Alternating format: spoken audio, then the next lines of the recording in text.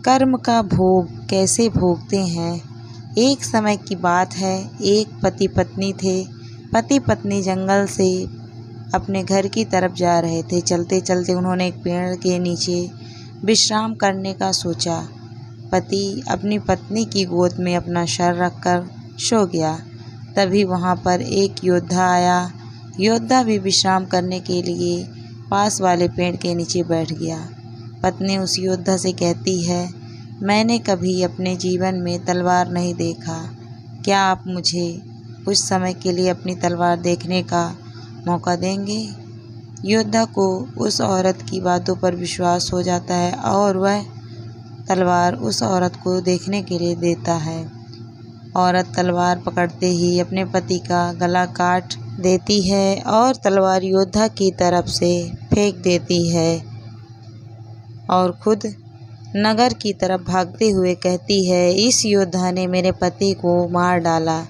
यह बात राजा तक पहुंची। राजा ने उस औरत की बात सुनी और योद्धा को दोषी ठहराया।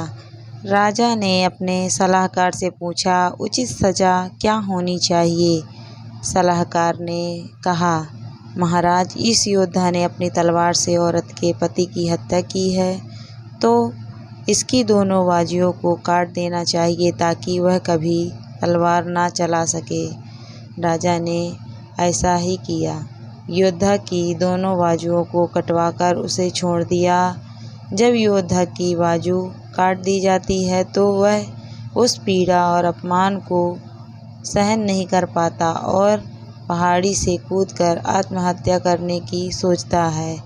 लेकिन रास्ते में उसे एक साधु रोक लेता है। उस योद्धा को बताता है कि उसे उसकी स्थिति का पता है और उसे ध्यान लगाने को कहता है। योद्धा साधु से पूछता है, बाबा, मेरी गलती क्या है। मैंने उसके पति को नहीं मारा, फिर भी मुझे सज़ा क्यों मिली। बाबा उस योद्धा को उसके पूर्व जन्म की कहानी सुनाते हैं। साधु कहते हैं कि पूर्व जन्म में यह औरत एक गाय थी। उसका पति कसाई था और तुम एक पहलवान थे। एक बार यह गाय कसाई से अपनी जान बचाकर भाग निकलती है। कसाई ने शोर मचाया, गाय को पकड़ो। वह भाग गई। कोई भी गाय को पकड़ने आगे नहीं आया। सब जानते थे कि यह गाय को पकड़कर मार देगा, पर तुमने अपनी शक्ति का प्रदर्शन करने के लिए आगे आए और अपनी बाजुओं से उस गाय के सींग पकड़कर उसे रोक दिया और उसे कसाई के हवाले कर दिया। कसाई ने उसे मार दिया। वह गाय उसकी पत्नी के रूप में है और जो कसाई था इस जन्म में उसका पति था।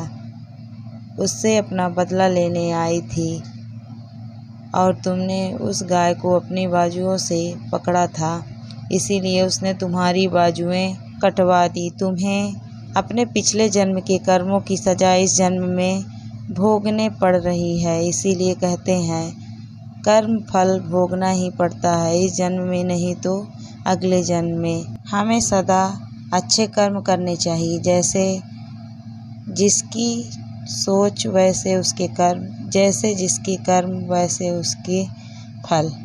दोस्तों, आपको ये कहानी कैसी लगी कमेंट में ज़रूर बताइएगा। अगर अच्छी लगी है तो वीडियो को लाइक करें, शेयर करें, कमेंट करें। Thank you for watching my video.